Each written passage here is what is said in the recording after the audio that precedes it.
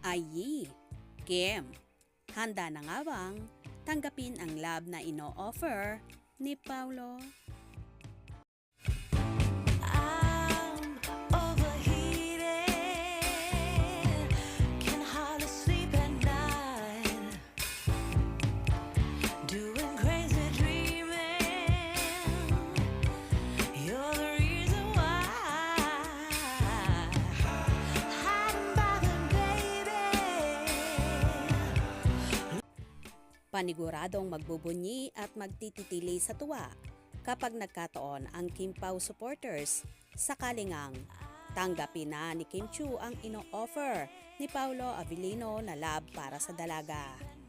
Ayon pa nga sa actress, sa nagdaang MediaCon para sa Linlang, teleserie version na ipalalabas na ngayong January 22, 2024 sa iba't ibang platform ng ABS-CBN. Nabanggit nga ni Kimi na handa na nga daw siyang tumanggap ng love, kung saan sinabi niya pa kay MJ Felipe na months at naloka nga ang anchor. Agad-agad naman itong ikinorek ni Chinita Princess at sinabing years pala. Habang sinasambit naman ito ni Kim ay pangiti-ngiti lang si Paulo na may kasamang kilig. Everything that you've been through, would you still try to fall in love again? Oo naman. Hindi man sa ngayon muna. Pero hopefully in the next months to come. Pero Ay, wag months muna. lang? Months lang? Hindi, years. Marami namang kayang magbigay ng love. And willing naman akong tumanggap. Wow! And basta, kasali sa buhay yun. So, embrace natin lahat.